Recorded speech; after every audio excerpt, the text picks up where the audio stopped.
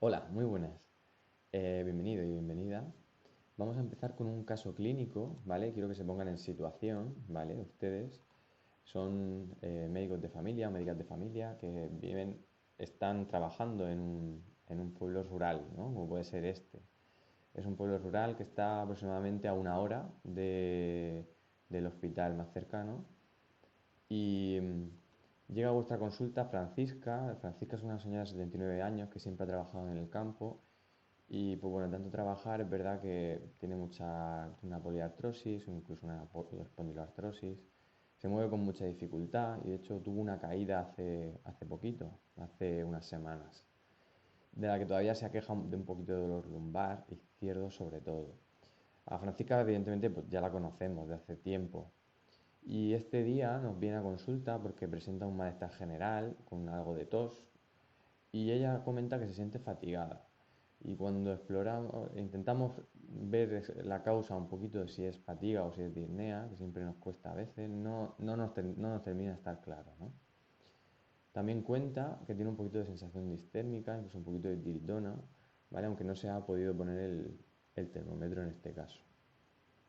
Francisca se ha hecho muchos test de antígeno y todos nos dan negativo. Vale, pues la exploramos, tiene una buena saturación, buenas tensiones, frecuencia cardíaca, y a la hora de auscultar, en el campo pulmonar derecho sí que lo escucho bien, pero en el campo pulmonar izquierdo tengo mis dudas. No son crepitantes lo que escucho, mm, creo que simplemente es un poquito de que no termino de escuchar bien exactamente como en el campo contralateral. Es verdad que ella, como tenía un dolor ahí, pues tengo mis dudas, ¿no? Entonces, en resumen, tengo un cuadro posible respiratorio con una duda en una ocultación en una mujer mayor de 79 años. Ahora bien, ¿qué decisión tomaríais? Porque, claro, una opción puede ser directamente antibiótico, lo tildamos como neumonía y le ponemos antibiótico. Otra opción es mandarle una radiografía, aunque hay que tener en cuenta que el hospital más cercano está a una hora. El acceso en este caso no es lo que nos gustaría, por eso todo mi aprecio a aquellos médicos de familias rurales que con menos recursos pueden hacer medicina a veces apasionante. Otra opción es derivarla a urgencias. Eh, Otra opción sería observar, os lo voy a poner un poquito más difícil. Es viernes, nos vamos de fin de semana y, claro, tendría que citarla para el lunes. O otra opción sería, pues le ponemos doble antibiótico, salbutamol, bromuro y prednisona directamente. Y por si acaso también un probiótico. Pues bien, si ampliamos un poquito más el foco, tenemos otra opción. Otra opción sería la ecografía, que viendo algo como esto, ya tendría claro el diagnóstico y ya sabría qué hacer y qué decisión tomar con nuestra paciente Francisca. Muy bien, mi nombre es Pablo Fabuel Ortega, soy médico especialista en medicina familiar y comunitaria y esta ponencia es sobre la iniciación, sobre la ecografía pulmonar en atención primaria. El objetivo de esta ponencia es ver la normalidad en la ecografía. Queremos también perderle el miedo e incluso empezar a tomar decisiones con todo lo que hoy podamos aprender. Y es que una de las grandes preguntas que me tengo que hacer es realmente qué rendimiento tiene mi auscultación a la hora de explorar un paciente, ¿no? En concreto un paciente con cualquier patología pulmonar.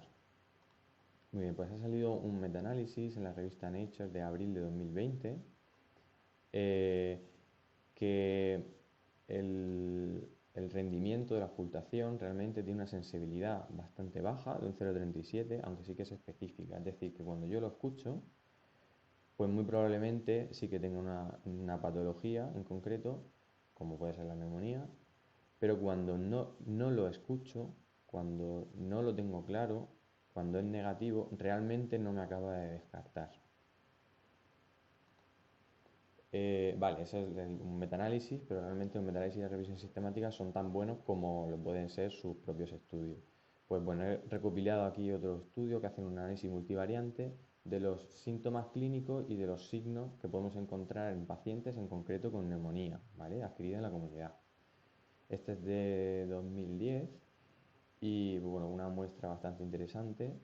Y entonces, sobre todo lo que destacan es que de manera aislada, lo que más rendimiento me va a dar para cambiar mi decisión va a ser la escucha de crepitantes por orden, con un 6,7 de la ratio, que escuche una disminución del murmullo vesicular, que haya disnea y que progresen los síntomas. También la fiebre, la expectoración, aunque eh, con menos intensidad. Ahora, vale, pero ¿y qué ocurre si no cojo esos síntomas y signos de forma aislada, sino que los tengo en cuenta en conjunto? Pues esto es lo que hicieron también estos autores.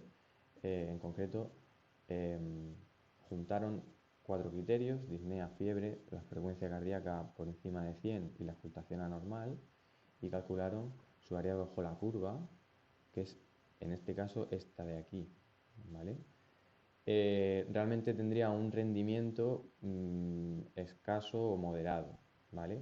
Y que cuando le añadimos que progresen los síntomas a los 5 días, sí que mejora un poquito más el rendimiento diagnóstico, pero no llega al 90%, digamos, de ese rendimiento, ¿no? Entonces, realmente tenemos un cuadro eh, que son potencialmente graves con una incertidumbre relativamente grande. Ahora bien, si yo añadiese la ecografía, ¿vale? Sabemos que la sensibilidad de especificidad para la neumonía en algunos estudios es de más del 90% y que incluso supera a la radiografía de tórax. No solamente eso, sino que además esta ecografía se ha estudiado también en ámbitos de la atención primaria, ¿vale? Tanto para la neumonía como también para el neumotórax, también en casos de insuficiencia cardíaca, de exhalación del EPOC o del asma, en atención primaria, como hemos dicho, y por supuesto en el COVID, no solamente en grandes hospitales, sino también atención primaria en España incluso, estos dos últimos. Muy bien, pues vamos al lío. Lo primero que tengo que saber es qué sonda y qué configuración utilizo, ¿vale? Para atención primaria, lo que les voy a recomendar, por optimizar el tiempo, ya que en atención primaria lo que tengo realmente es 5 minutos, 7 minutos en el mejor de los casos. Necesito también un flujo de trabajo que me ayude también con el tiempo, ¿no? Entonces, primero, en atención primaria, lo que voy a recomendar es la sonda Convex. Aunque es verdad que para determinadas patologías, como son el neumotórax, lo más recomendable sería utilizar la sonda lineal. Si nos vamos a algunas guías, incluso algunos cursos, nos recomiendan a veces empezar para valorar la línea pleural con la sonda lineal.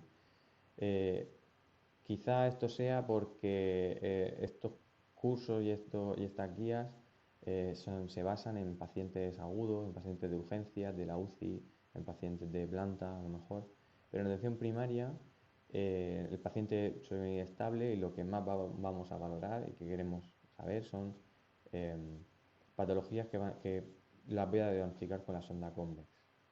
Tenéis que saber que también hay otras que son pues sectoriales que también lo podríamos hacer perfectamente con ellas. ¿Qué más necesito? Pues el software realmente en los aparatos de ecografía tienen un software que me quitan los artefactos. Veréis,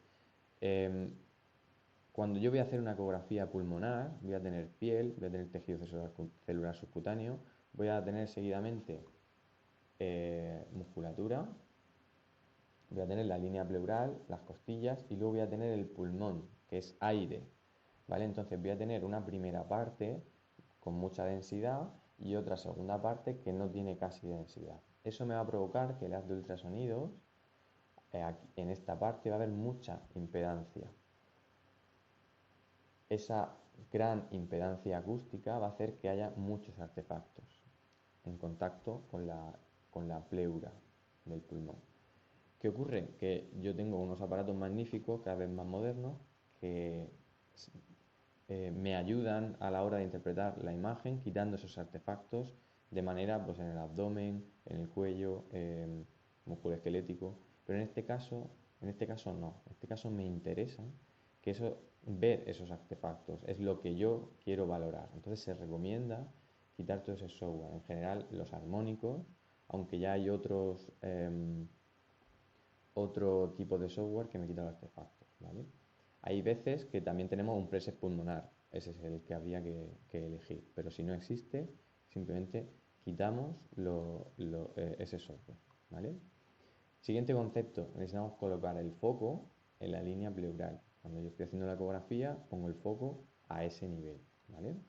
Y una profundidad de 12 centímetros y voy aumentando a 14, 16 aproximadamente para realizar mi ecografía, ¿vale? Muy bien. Cuando yo si yo quiero hacer realmente un estudio extenso del tórax de mi paciente, se divide normalmente en 12 campos. Realmente si nos vamos al consenso, que es de los primeros consensos que hubo en el que se basan la mayoría de los estudios que, que podemos ver en la literatura, ese consenso recomendaba dividir el tórax en 8 áreas, en estas 8 áreas, 4 anteriores, 4 laterales, de un lado y del otro. Pero claro, ese consenso efectivamente eh, se basa sobre todo en estudios y en profesionales que se dedican a urgencias, que se dedican a la UCI, a la planta, y son normalmente quienes atienden a pacientes que están más inestables, con patologías pues, más agudas, ¿no? más intensas. Sin embargo, con el COVID y sobre todo en la atención primaria vamos a tener pacientes estables que vienen a consulta, que se pueden sentar y eso nos da acceso a los campos posteriores, que además son campos en los que vamos a encontrar la mayoría de la patología, por lo que estamos obligados a, a explorar esa parte, ¿no? Muy bien, ahora vamos a ver un vídeo de cómo realizo la exploración, ¿no? Imaginemos a un paciente, eh, imaginemos, vamos a ponerlo aquí otra vez, ¿vale? Pongo el ecógrafo en un corte craneocaudal, yo normalmente empiezo por donde creo que voy a tener la patología. ¿Por qué? Porque necesito tomar decisiones rápido, porque tengo mis 7 minutos de consulta en el mejor de los casos.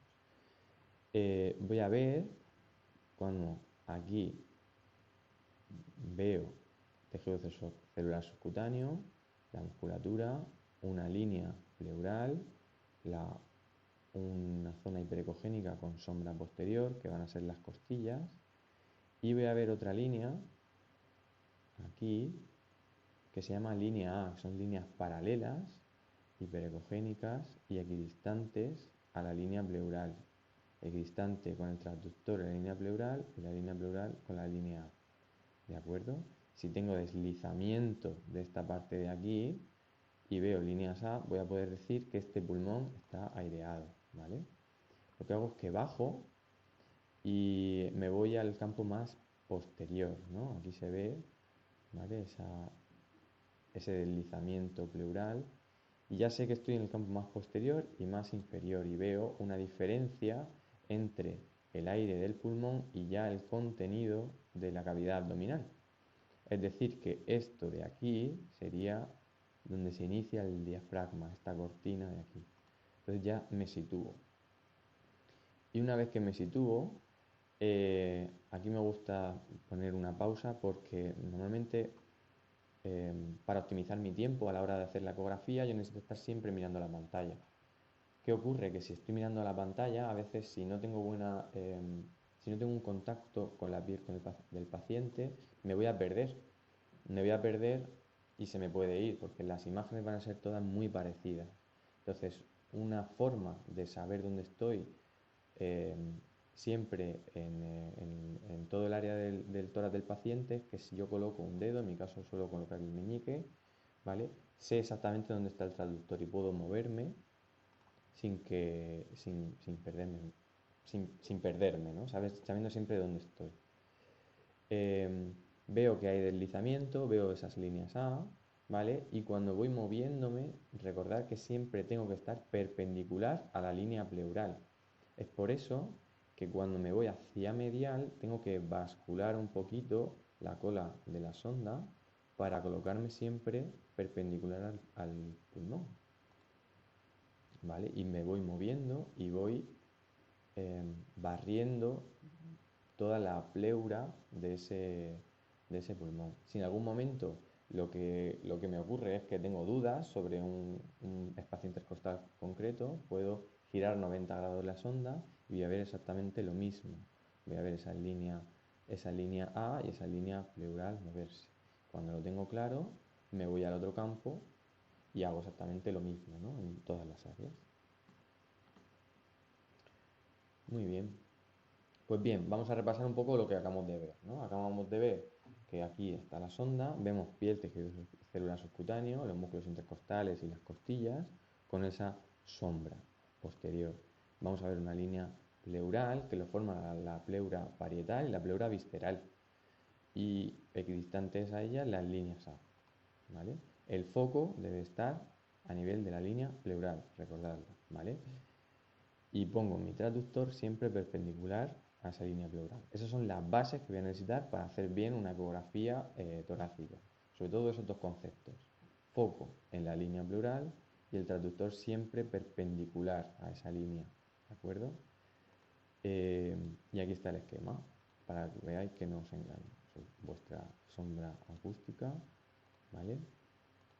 Y estas son las líneas A, sería. ¿De acuerdo?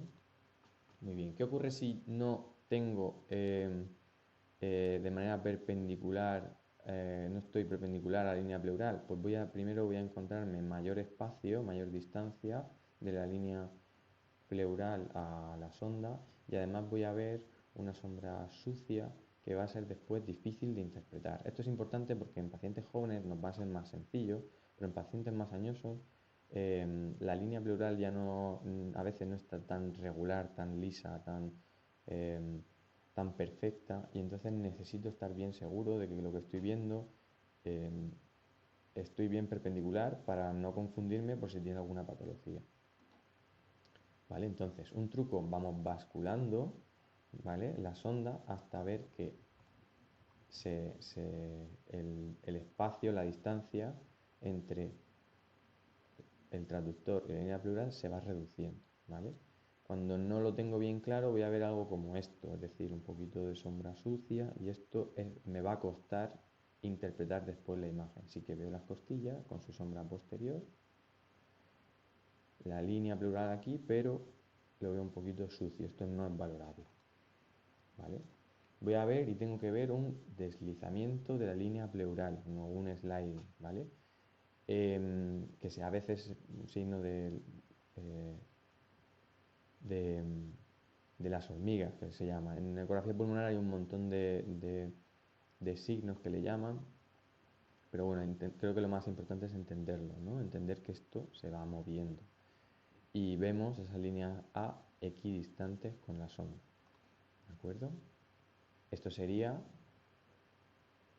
la normalidad que ya hemos visto. Muy bien. Ahora vamos con algo de semiología, algo de patología. Lo primero que tenemos que saber es qué son las líneas B que lo forman el síndrome intersticial, ¿vale? Las líneas B son artefactos que nacen de la pleura visceral, son como un rayo de luz, un foco hacia abajo que se extiende hasta el final y que corta las líneas A. Estas líneas B se mueven con la respiración y con la línea pleural, ¿vale? Esto sería un ejemplo, ¿vale? Aquí vemos que nace de la línea pleural, ¿vale? Y que hay un halo de luz hasta el final del traductor, de la pantalla, perdón. ¿El por qué se genera esto? Pues hay principalmente dos teorías. Una dice Una dice que hay una molécula de agua rodeada por mucho aire y eso hace que tenga mucha impedancia acústica, digamos, en toda su superficie. Y el haz de ultrasonido que penetra ahí va rebotando continuamente en las paredes de ese volumen de agua, ¿no? De ese pequeño volumen de agua, dando una imagen siempre que el traductor interpreta como una línea que se extiende hasta el final. Otra de las teorías es que realmente hay, por inflamación o por un edema hidrostático o edema intersticial, los septos interlobulares distales, más distales, contactan con la pleura visceral, y eso hace que podamos ver esos artefactos realmente en la ecografía. No lo sabemos realmente a ciencia cierta, probablemente sea una mezcla de ambas, pero en principio no hace falta tampoco saber el por qué, sino simplemente saber que existe. ¿De acuerdo? Podemos tener una o podemos tener más, ¿vale? La línea B, cuando son tres o más, consideramos en un campo, consideramos que son patológicas. Aunque puede haber tres o más líneas B en campos posteriores, en pacientes ancianos, sin que eso realmente sea indicativo de patología. Aquí será, sobre todo en pacientes ancianos, será muy importante interpretarlo junto con los síntomas. Otra cosa que tenemos que saber es que si la patología no llega a afectar la pleura, no se va a traducir en artefactos, ¿vale? Entonces, aparte de una línea B, podemos tener tres o podemos tener más, ¿vale? Que van a ser siguiendo el haz de ultrasonido, lo que vamos a ver, ¿de acuerdo? Y que se mueven todos con el movimiento del deslizamiento pleural, ¿vale? Muy bien. Por ejemplo, este de aquí. Este de aquí sería patológico. El previo que habíamos visto, donde habíamos visto una línea B únicamente, no sería patológico. Este caso era un campo en una paciente con una insuficiencia cardíaca. Vale. Con la línea B podemos ver muchos conceptos, ¿no? Podemos encontrar una confluencia de líneas B, lo que se llama pulmón blanco, sobre todo que lo hemos estudiado mucho en el COVID. Otras características podemos ver lo que se denomina líneas B3 o líneas B7. Las líneas B3 son simplemente que están más juntas, están separadas a menos de 3 milímetros y eso nos sugiere un edema alveolar. Cuando están separadas a más distancia, 5 o 7 milímetros, más de una afectación más intersticial. En general esto en atención primaria probablemente tenga menos relevancia, aunque sí que nos lo podemos encontrar sobre todo en pacientes que tengan una enfermedad pulmonar intersticial y que incluso eso nos evalúa, digamos, en qué estadio de esta enfermedad estamos incluso. Generalmente en atención primaria, si me tengo que dar con algo, es la afectación por campo. Eso sí que tengo que saberlo, por lo menos ahora que esté empezando, si estas líneas B son focales o difusas, es decir, si están en un sitio solo o si lo puedo encontrar en ambos emitores. Ahora hablaremos sobre esto. ¿Vale? Esto es lo que os decía, se hizo un estudio para ver estas líneas B cómo eran y esas distancias entre una y otra y se correlacionaba, en este caso con estadios más iniciales de una enfermedad intersticial pulmonar, ¿vale? Con afectación alveolar, y esto es cuando ya hay una fibrosis establecida en el que se puede ver un poquito de líneas B más separadas, ¿vale? Por ejemplo, ¿vale? Estas líneas B, hay diferencia, ¿verdad?, entre todas estas líneas B, que es de la insuficiencia cardíaca que habíamos visto, con estas de aquí, que a lo mejor parece que están incluso un poquito más separadas, ¿no? Y aquí también parecería que están un poquito más separadas.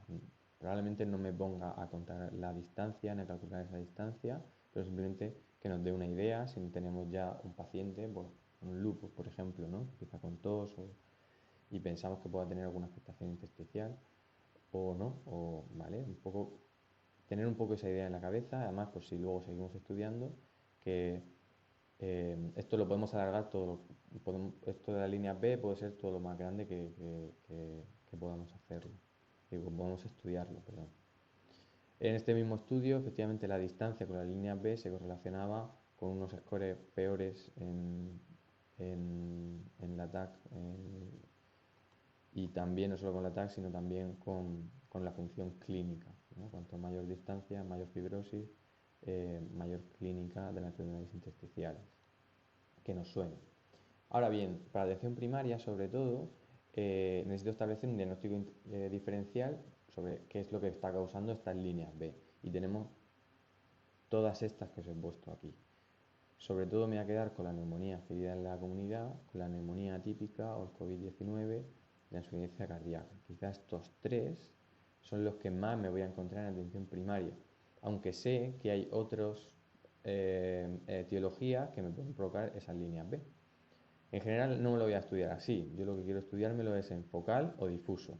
En focal me voy a quedar con esta neumonía adquirida en la comunidad, aunque sé que la atelectasia, contusión pulmonar o menos frecuente el TEP o la patología pleural o la neoplasia me pueden dar también líneas B, menos frecuentemente, y si me lo encuentro difuso, es decir, en ambos emitoras, voy a hablar más de una neumonía típica o de COVID-19 o de insuficiencia cardíaca o de edema agudo, sabiendo que hay otras etiologías, pero para yo empezar necesito tomar decisiones rápidas, no puedo liarme tanto, empiezo con esto y más del 95% de lo que me voy a encontrar en la consulta de atención primaria. Ahora bien, vamos con las zonas, ¿no?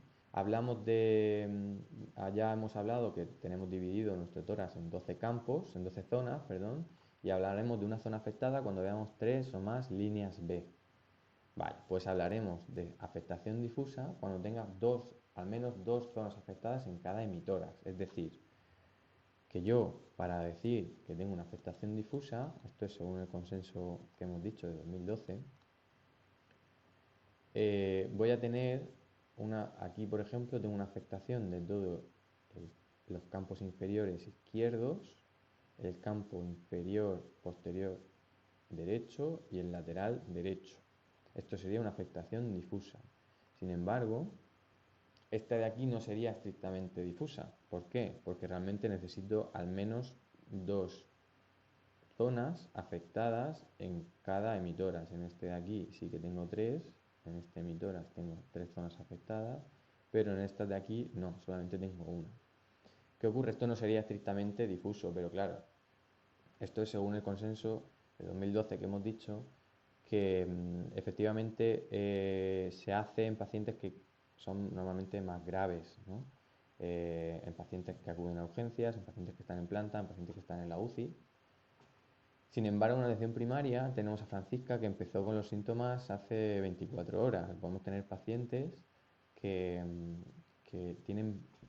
hay poca temporalidad desde el inicio de los síntomas y entonces realmente estamos con pacientes más sanos y estamos con pacientes con una enfermedad incipiente. Entonces puede ser que no lo veamos. Entonces en la atención primaria yo sería muy cauto y si yo veo una afectación clara en un sitio, pero también veo una afectación, o sea, en tres zonas de un hemicampo, pero una afectación en otro, eh, yo me plantearía que esto realmente fuese algo difuso o a lo mejor me lo tengo que citar dentro de 2 días para revisarlo y ver que efectivamente no sea difuso, sino que sea más bien focal, ¿vale? Entonces este sería nuestro diagnóstico diferencial. Un ejemplo muy sencillo y muy resumido. Paciente de 58 años con fiebre y disnea de pocas horas de evolución.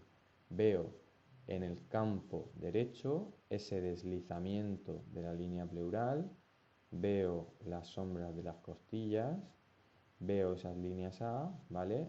En el campo derecho está aireado. Y sin embargo me voy al otro campo, campo posterior inferior izquierdo, y aquí sí veo múltiples líneas B. Además le pongo el fonendo y crepita, ¿vale? Una neumonía. Mismo paciente que viene por disnea también y con edemas en miembros inferiores. En un campo veo esas líneas B y en el otro hemitórax también veo líneas B. Pues me voy a plantear o una neumonía atípica o una insuficiencia cardíaca, pero realmente por la clínica probablemente sea una insuficiencia cardíaca. ¿vale? En general. Aunque sabemos que hay más patologías y el diagnóstico diferencial es más amplio, nosotros siempre nos valemos de esa anamnesis y exploración física de esos antecedentes, de que conozco a mi paciente para tomar las mejores decisiones, ¿vale? Vale, ¿qué otros artefactos necesito conocer que se parecen a las líneas B pero que no son líneas B? Pues principalmente las líneas Z. Las líneas Z son unos artefactos perpendiculares también desde la línea pleural, la línea pleural, pero que no llegan hasta el final e incluso no cortan la línea, ¿vale? Están ahí un poco para fastidiar. Estoy empezando con la ecografía y entonces me encuentro cosas como esta y yo esto no sé si esto es una línea B o no es una línea B. ¿Vale? Ahí sí que he conseguido ver mi sombra costal y mi línea pleural y ahí parece que hay algo, pero no lo sé, ¿no? Pues eso es una línea Z y eso no quiere decir que haya patología, ¿vale? Aquí está el ejemplo en el vídeo, ¿vale? Que nos puede liar, eso no es patológico, ¿de acuerdo? Estas de aquí tampoco serían patológicas, ¿de acuerdo? Esto, por el contrario, sería un enfisema subcutáneo. ¿Por qué? Pues estoy viendo una línea B que no llega, que nace del tejido celular subcutáneo y que no se desliza junto con la respiración con el sliding. ¿De acuerdo? Esta imagen de aquí es un poquito para ver, para pensar qué es lo que estoy viendo. ¿Vale? Yo estoy empezando con la ecografía, he puesto mi sonda en la piel de mi paciente y me encuentro con esto, ¿no? Sospecho una neumonía, por ejemplo, y bueno, pues aquí no lo veo muy bien, parece que es la línea pleural, veo aquí un poquito de sombra que parece que... y no sé lo que es, ¿vale? Pero si os fijáis, nace de la piel. A esta imagen lo que le ocurre es que necesita de más gel. ¿Por qué la he puesto aquí? Porque sobre todo cuando estamos empezando y sobre todo en pacientes más mayores, que nos va a costar un poquito más, suelen tener la piel seca, a veces no tienen la higiene que necesitamos tener y a veces el haz de ultrasonido en una piel seca no conseguimos esa nitidez que nos gustaría. Además, muy importante, recordar que hemos quitado los armónicos, hemos quitado ese software que me permite quitar todos esos artefactos que me impiden ver bien una imagen, porque necesito ver los artefactos de la línea pleural. Entonces, cualquier cosa que se interponga entre mi transductor y la piel que no me haga que ese contacto sea óptimo, me va a generar una imagen muy borrosa y me va a ser muy difícil poder interpretar la imagen. Entonces, mucho gel y a veces hay que echar gel y esperar 5, 10 segundos, 15 segundos a que esa piel se vaya hidratando bien y entonces poder ver bien la imagen, ¿vale? Merece la pena antes de agobiarse y esto no me sale, esto no me sale, esto no me sale y a veces simplemente hay que tener un poquito de paciencia, ¿vale? Siguiente concepto que tenemos que saber. Todo lo que no toque la línea pleural no lo voy a ver. Por ejemplo, aquí tenemos una, una infección. Alrededor de la infección, un edema. En este caso no está tocando la línea pleural, así que lo que voy a ver va a ser pues mis costillas, mi línea pleural y mis líneas A, ¿vale? Aireado, estupendo, ¿vale? No lo vería. Otro caso diferente sería que efectivamente tengo una infección y es la inflamación lo que sí que contacta con la pleura. Y aquí lo que voy a ver van a ser líneas B. ¿Y qué ocurre en el caso de que yo viese esa infección, que esa infección contactara con esa pleura, ¿no? Como en una neumonía, por ejemplo? Pues es lo que veríamos los signos de consolidación subpleural y la condensación, ¿vale? La consolidación subpleural vamos a ver un área hipoecoica, ¿vale? Más o menos pequeña, de 1 centímetros, con su línea B alrededor, los vamos a ver también, y que se mueve y se desliza junto a la pleura, ¿de acuerdo? Aquí os traigo un ejemplo, este de aquí, ¿vale? En el que vamos a ver ese deslizamiento de la línea pleural. Vemos que la línea pleural ya está engrosada, esto es una costilla, esto es la otra, con su sombra, ¿vale? Y vemos que en uno de esos vemos esta zona hipocogénica que incluso se puede intuir un punto blanco hiperecoico, ¿no? Dentro de ese área hipocogénica. Esta es una consolidación subpleural, ese puntito de ahí se podría corresponder incluso con un broncograma aéreo, que ahora veremos lo que es, ¿vale? El broncograma aéreo realmente es similar, ¿no?, a lo que dicen de la radiografía de tórax, pero vamos a ver áreas hiperecogénicas, ¿vale?, dentro de esa consolidación. Podemos ver en la consolidación que en este caso contacta con la línea pleural, como estamos viendo aquí, ¿vale?, la línea pleural, y vemos que es una área irregular, ¿vale?, no está bien definida, con zonas hiperecogénicas correspondientes al broncograma aéreo, ¿vale? Este sería un poquito el esquema, la consolidación más extensa en este caso, ¿no? Como por ejemplo esta de aquí que podemos ver, ¿no? Aquí vemos ese deslizamiento, ¿vale? Y vamos a ver lo que se llama un signo aserrado, que es básicamente una zona irregular de esa consolidación, ¿vale? Y podemos ver incluso pequeñas zonas hiperecogénicas que se pueden corresponder con el broncograma aéreo. En casos más graves, lo que podemos ver es lo que se denomina una hepatización del pulmón. Esto se parece al hígado. Y lo que podemos ver aquí es el pulmón realmente, y lo que podemos ver aquí es esas zonas de broncograma aéreo, en este caso dinámico, y con la respiración se abre y se cierra. En ocasiones hay aire y en otras ocasiones puede haber líquido, dependiendo de si son más oscuros, si son más, es decir, hipocogénicos o si son más hiperecogénicos, ¿no? Probablemente la relación de eso no sabemos exactamente si hay diferencia entre una cosa y otra, pero lo que nos quede claro que esto es un broncograma aéreo, ¿vale? Y eso es de consolidación. Ese broncograma aéreo puede ser dinámico, que se mueva como el que acabamos de ver, o como este de aquí, que este es de una paciente de mi consulta, que también de 75 años, tenía con un linfoma, que efectivamente vemos aquí un derrame pleural, ¿vale? Le oculté una disminución del muelle vesicular, vemos un derrame, y aquí vemos una consolidación. Realmente es un pulmón de una atelectasia probablemente, pero sí que vemos ese broncograma aéreo, que en este caso es estático. Con la respiración no vemos que se abre y que se cierra. Eso, cuando el broncograma es estático, sugiere que hay una obstrucción proximal, en este caso era de una neoplasia, ¿no?, en concreto. ¿De acuerdo?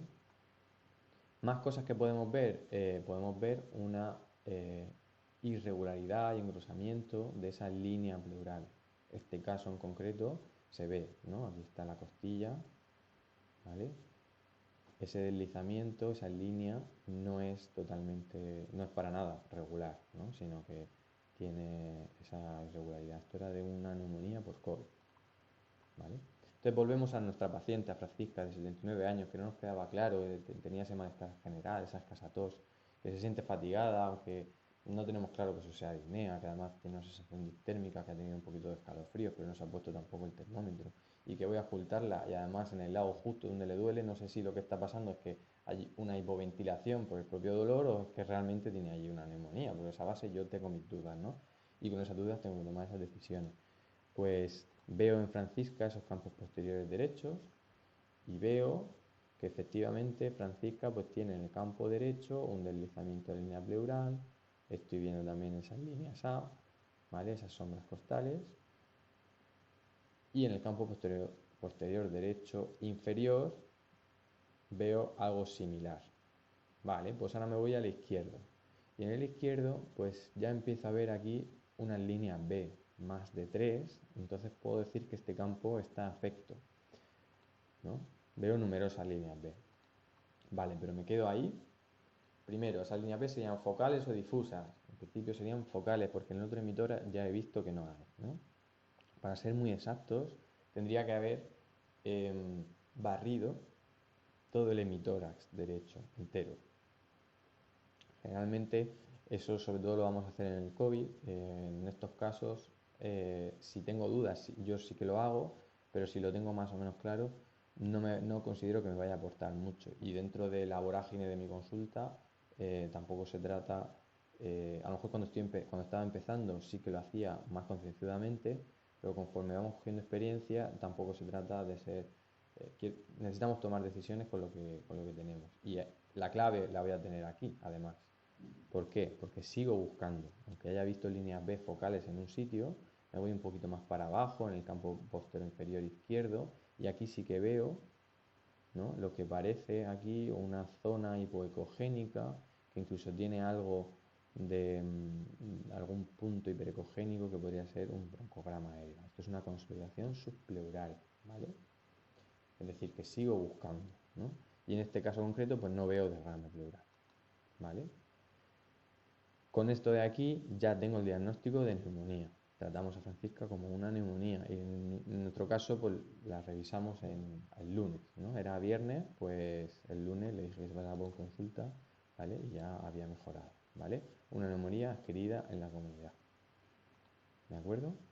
Bien, más cosas que podemos ver con nuestro ecógrafo. No solamente las líneas B, el síndrome alveolar, las consolidaciones, sino podemos ver derrame pleural. ¿Dónde lo voy a ver? Sobre todo para pacientes que a lo mejor están semi-incorporados, con pacientes que a lo mejor vienen más graves a urgencias, sobre todo en la zona más sensible y específica para ver derrame pleural va a ser la línea axilar posterior, que sería esta de aquí. Empezaría a poner el transductor aquí abajo e iría subiendo poquito a poco, ¿vale? Por toda esa zona. Puede ser que las costillas me, me fastidien un poco, entonces lo que hago es que para evitar esas costillas se puede girar un poquito en esta dirección, oblicuo, ¿vale? Para quitarme las costillas y verlo mejor, ¿vale? Esto es lo que yo vería. Vale, pues en esta imagen voy a encontrar el riñón en este lado, voy a encontrar el hígado, ¿vale? Y a esto de aquí es la columna. Y si os dais cuenta, la columna la sigo viendo más allá de el hígado, ¿vale? Esto es un dato, un signo de que el pulmón está ocupado está ocupado, ¿vale? En este caso por líquido, que es anicogénico con su refuerzo posterior, ¿vale? En condiciones normales, esta parte de aquí sería aire, y yo esto no podría verlo, ¿vale? Pero en el caso de haber líquido, sí que lo veo. Y aquí lo que veo es ese pulmón que está delextasiado y que flota, ¿vale?, en el líquido del derrame pleural, ¿de acuerdo? El derrame pleural en ese caso es más grande, pero no tiene por ser todos así de grande, lo podemos ver más pequeño, ¿no? Y a veces de centímetros, derrames mínimos, ¿no? Y lo vamos a encontrar y tenemos que irnos a esa zona, ¿no? Este sería la parte del diafragma, el pulmón, y este sería el derrame, ¿vale? Muy bien, ¿qué podemos ver también dentro de este derrame? Pues podemos ver realmente el pulmón un poquito desestasiado y moverse como vemos en la imagen, que se llama signo de la medusa, que nos recuerda a eso, ¿vale? A veces puede ser incluso tan llamativo como esto, ¿no? Incluso con poco líquido, pero eso no deja de ser el pulmón, ¿de acuerdo? A veces cuando ese derrame pleural es pues, casi masivo, todo el pulmón entero está atelectasiado. Y aquí sí considero importante que recordéis que necesitamos quitar el preses pulmonar y a veces necesitamos poner simplemente el abdominal. ¿Por qué? Porque aquí, al ser líquido, no es aire, no tengo tanta impedancia acústica y de hecho no lo voy a ver bien con el pulmonar probablemente. Lo necesito cambiar a otro prese. Muy bien, la siguiente pregunta que nos podemos hacer es si yo con la ecografía puedo determinar si hay un exudado o si hay un trasudado. Pues bien, eh, en el caso, por ejemplo, en este caso, estamos viendo el diafragma aquí, vemos aquí el pulmón, ¿vale? Y todo esto es líquido. Quiero hacer hincapié en que el foco lo he puesto a esta altura, ¿vale? ¿Por qué? Porque esto es donde lo voy a poder interpretar mejor. Esto de aquí, al no estar el foco en su sitio, me parece que tiene un poquito de suciedad, ¿no? E incluso podría tener ecos en su interior. Pero importante fijarme en el foco, ¿vale? ¿Dónde está? Aquí no estoy viendo ecos en su interior y lo veo anecoico, ¿vale? Cuando el derrame pleural es anecoico, yo no puedo decir si eso es un exudado o un trasudado, no lo puedo decir. Pero generalmente cuando ese derrame pleural veo ecos en su interior, incluso a veces me puede liar con el hígado o que sea una hepatización, me va a orientar a que eso sea más bien trasudado, ¿vale? En este caso era un derrame pleural paraneumónico de la consulta también, ¿vale? Que aquí lo que hemos hecho ha sido girar 90 grados no, eh, para evitar las ondas costales, ¿de acuerdo? Cuando tengo dudas, que puede ser el caso, lo que puedo hacer es poner un Doppler. Si pongo el Doppler en el lado del pulmón y da en negativo, eso no es una condensación, ¿vale? Lo digo por si, aunque parezca una perogrullada, pero bueno, nos podemos liar en ocasiones, ¿no? Sobre todo cuando estamos empezando, ¿vale? Siguiente cosa, el neumotórax, ¿vale? El neumotórax, aquí sí que es necesario la sonda lineal, ¿vale? Se recomienda empezar en paciente con neumotórax, que suele venir con dolor pleurítico, empezar en el tercer, cuarto espacio intercostal, ¿vale? Y vamos a ir bajando, ¿vale? Vamos a ir bajando, ¿vale? Em, hasta ver, vamos a ver, en el neumotórax lo que ocurre, ¿vale? En el neumotórax lo que ocurre es que voy a tener un despegamiento, si tengo la pleura parietal y la pleura visceral, hay aire entre medias. Entonces voy a tener un movimiento pleural y si pongo el transductor en una zona voy a ver totalmente sin movimiento, ¿vale? Porque lo que se mueve es la visceral, si lo pongo aquí no voy a ver movimiento, y entonces lo que necesito buscar es ese punto medio en el que contacta la pleura visceral con la pleura parietal. Ese punto medio se llama punto pulmón, ¿de acuerdo? Entonces, cuando eso ocurre, lo que voy a ver va a ser que hay una parte que no se desliza nada y otra parte que sí que se desliza, ¿vale? Entonces, por ejemplo, tengo a este paciente que tiene este neumotórax. En las zonas más anteriores, que corresponde a la zona eh, de las X negras, voy a ver esto de aquí. Voy a ver que sí que se contraen los músculos intercostales, pero ese deslizamiento no existe. Aquí veo con la sonda convex, ¿vale? La línea pleural y las líneas A. Y no existe un deslizamiento. Os pongo aquí lo que sería un deslizamiento normal, ¿vale? Para no liarnos, ¿vale? Aquí sí veo movimiento y aquí no, ¿de acuerdo? ¿Vale? Eso correspondería a esa zona. Ahora bien, voy a ir bajando, ¿vale? Y cuando llegue a ese punto, lo que voy a ver va a ser que hay una parte que no se mueve y esta sí que se mueve. Eso se llama punto pulmón y necesito encontrar ese punto pulmón para el diagnóstico de neumotórax, ¿de acuerdo?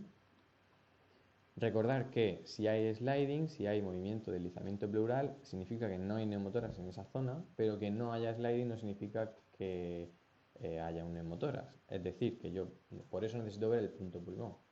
Es decir, yo puedo tener ausencia de deslizamiento en determinadas patologías. Por ejemplo, que el paciente esté en apnea. Por ejemplo, que sea un EPOC enfisematoso muy severo y haya una bulla enfisematosa, ¿vale?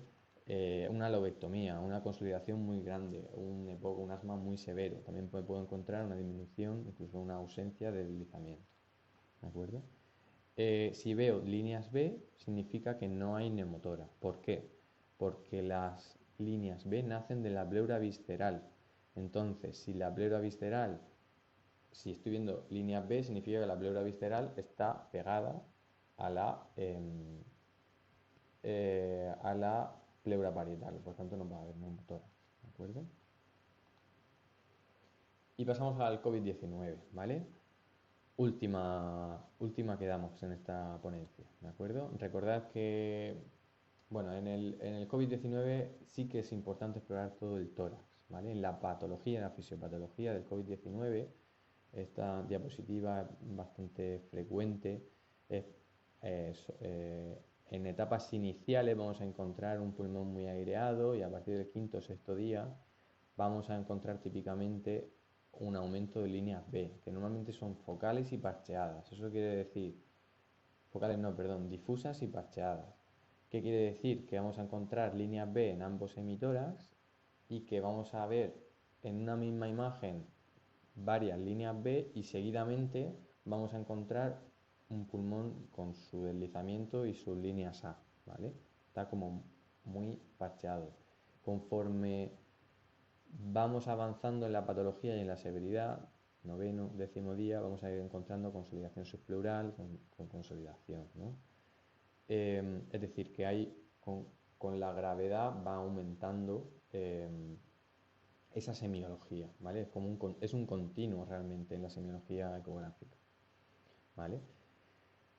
Otra semiología, que esto también ha sido escrito por Volpicelli, es lo que se llama el light beam o un haz de luz, ¿vale? En el COVID, que ya no es una línea B que nace desde la línea pleural, sino que realmente estamos viendo un foco completo, un halo hacia abajo, ancho, que aparece y desaparece entre medias de un tejido aparentemente normal, ¿vale? Eso es lo que se llama el light beam, es específico, más específico del COVID, ¿vale? Entonces, otras cosas que podemos ver en el COVID, podemos ver una irregularidad de la línea pleural, ¿vale? Incluso con un poquito de derrame pleural, que no es típico, pero cuando existe es un derrame pleural muy focal, muy concreto, muy escaso. No es un derrame pleural como el que hemos visto antes, sino es, digamos, pegado a esa línea pleural, ¿vale? Este otro de aquí es otro ejemplo, ¿vale? Que os traigo. Ahí vemos esas líneas B, incluso pulmón blanco, ¿vale? Porque hay una confluencia de líneas B. Y aquí vemos un poquito de derrame pleural, ¿vale? Típico también. A veces podemos ver esa irregularidad de la línea pleural, también típico del COVID, ¿vale? Y cuanto más gravedad estamos en la patología, pues mayor va a ser la semiología, ¿no? Incluso aquí ya aparece lo que podría ser incluso una consolidación, de una irregularidad de la línea pleural a una consolidación. Es un continuo en esta fisiopatología, ¿no? Y finalmente una consolidación subpleural, en este caso, ¿vale? Que es la misma que hemos visto, ¿no? Vemos ese engrosamiento irregular de la línea pleural, línea B por ahí, ¿vale? Y la consolidación subpleural, ¿de acuerdo? A veces esa consolidación es más abrupta y esta, bueno, me parece un clip que es bastante didáctico porque aquí vemos la consolidación subpleural y de repente estamos viendo un pulmón que podría ser normal, ¿no? Con ese deslizamiento y aquí enseguida vemos las líneas A, ¿vale? Por eso hay que explorar todo el tórax realmente en la rodilla. Aquí ya no nos vale ir por áreas, aquí necesitamos ir espacio intercostal por espacio intercostal, ¿de acuerdo? Muy bien, pues aquí os traigo un par de artículos, ¿vale? Un poco también hechos en atención primaria y en España. Este es de Antonio Galvez Cebrián, Rafa Alonso, que fue de los primeros que se hicieron en atención primaria aquí en España. Ya se publicó en agosto, pero fue em, en pleno inicio de la pandemia y que ellos sí que vieron utilidad, sobre todo para filtrar a los pacientes, entre comillas, y valorar si había algún signo, algún dato de la ecografía que me pudiera ayudar a la hora de tomar decisiones de derivar a un hospital o no, sobre todo en un ambiente de escasos recursos, ¿no? Como era aquel. Este otro, del que tengo el orgullo, ¿no?, también de haber participado, es que en atención primaria, más adelante, correlacionamos eh, los datos ecográficos de los pacientes de atención primaria con la presencia o no de neumonía en una tomosíntesis digital, ¿vale? En este caso eran 70 pacientes con sospecha de neumonía, ya con sospecha de neumonía por el médico de atención primaria. A estos pacientes lo que hicimos fue explorarlo, como hemos dicho, espacio intercostal por espacio intercostal y dividimos el tórax en 12, ¿vale? Y recogimos el número de líneas B, máximo 4 por campo, ¿vale? Si había irregularidad o no, si había consolidación subpleural o no, si había derrame o no, y todo eso lo correlacionamos si había neumonía o no.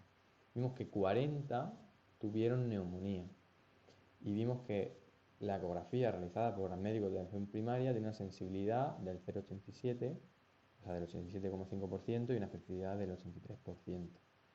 Lo curioso también es que todos los pacientes que ingresaron presentaron al menos tenían o más de 55 años o una saturación menor del 95%, o presentaban una consolidación subpleural, o presentaban más de un 21 en línea B.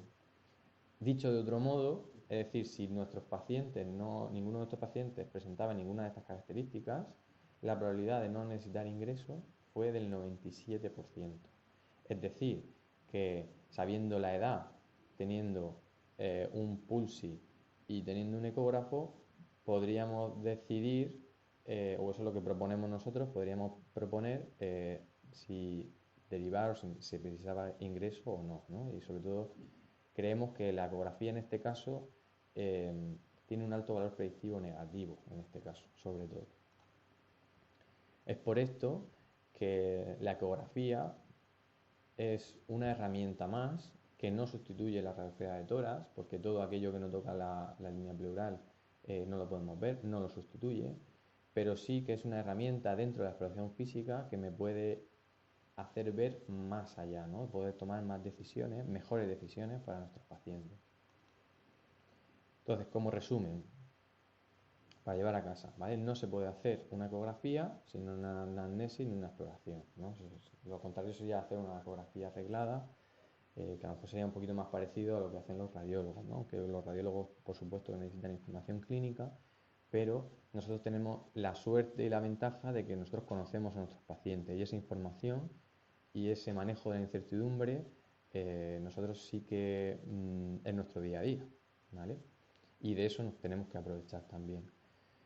Cuando hagamos la ecografía pulmonar, se prefiere un PROSES pulmonar sin armónicos, sin todo ese software que me va a quitar los artefactos. Necesito ver los artefactos. En la atención primaria os recomiendo la sonda Conves, empezar por ahí y luego puedo cambiar, si no, a la lineal, ¿vale? Importante poner el foco en la línea pleural y una profundidad, empiezo con 10-12 centímetros y puedo ir avanzando, ¿vale? ¿Por qué? Porque necesito ver si existen líneas B, necesito ver que se disparan hasta abajo de la pantalla del todo, ¿vale? Voy a ver un deslizamiento de la línea pleural aquí con unas líneas A, ¿vale? Y si veo ese deslizamiento, esa línea A, voy a decir que hay sliding y que ese pulmón está aireado. Voy a decir que está aireado y no que es un pulmón normal porque, por ejemplo, en un asma o en un EPOC lo voy a ver exactamente así, ¿vale? Aunque ese pulmón está aireado, pero no es un pulmón normal porque tiene asma o tiene EPOC, ¿de acuerdo? Recordar las líneas B, que son artefactos que nacen de la pleura visceral y que se extienden hasta el final de la pantalla, ¿vale? Y que esas líneas B las divido en focales o difusos, según los campos pulmonares en cada emitora que están. Si son focales, sobre todo en atención primaria, voy a hablar de una neumonía adquirida en la comunidad, aunque sé que hay otras patologías que me lo pueden generar, y además también sé que en pacientes ancianos puedo ver 3 líneas B y eso es normal en campos sobre todo posterior-inferiores. Y si es difuso, que afecta a ambos en mi campo, pues voy a pensar en una neumonía típica o una insuficiencia cardíaca, sobre todo, aunque sé que hay otras patologías que también me lo pueden dar. Acordaos del derrame pleural, que si es anecoico no puedo decir si es trasudado o exudado. Acordaos de cambiar el preset de pulmón a abdominal o a otro, ¿vale? Porque ahí sí que me va a hacer falta los armónicos. Que si veo ecos en su interior o incluso si está septado, hay más probabilidad de que eso sea un exudado que un trasudado, ¿vale? Acordad que en el neumotórax sí que de elección empiezo en el tercer cuarto espacio intercostal y voy bajando, ¿vale? Hacia la camilla, digamos, por ese espacio hasta ver el punto pulmón, que voy a encontrar una parte que no desliza y otra parte que sí desliza. Y por último, en la COVID-19, recordad que aquí sí necesito explorar todo el tórax, ¿vale? Necesito explorarlo con una técnica de zigzagueo, pero bueno, básicamente es ir viendo espacio intercostal por espacio intercostal. Esto nos puede llevar un poquito más de tiempo, puede llevarnos efectivamente un poquito más de tiempo.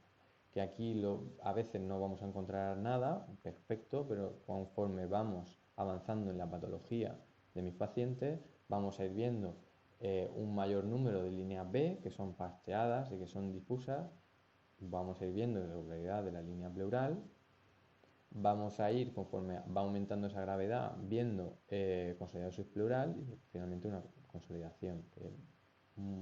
Tan importante como la ecografía es ver los síntomas del paciente y ver esa saturación y su edad, que es lo que más me va a después a valer para tomar las mejores decisiones posibles, ¿de acuerdo? Muy bien, pues con todo esto terminamos. Espero que les haya servido, espero sobre todo que les perdamos miedo a coger la ecografía. Creo que es una herramienta muy útil. Creo que la atención primaria tiene mucha importancia, sobre todo para quizá más para aquellos sitios donde haya menos recursos, donde tengo menos acceso al hospital. Desde aquí, pues toda mi admiración a los médicos y médicas de familia rurales, que con poquitas cosas pueden hacer grandes beneficios, pueden dar grandes beneficios a sus pacientes. Así que muchas gracias y espero que les haya servido.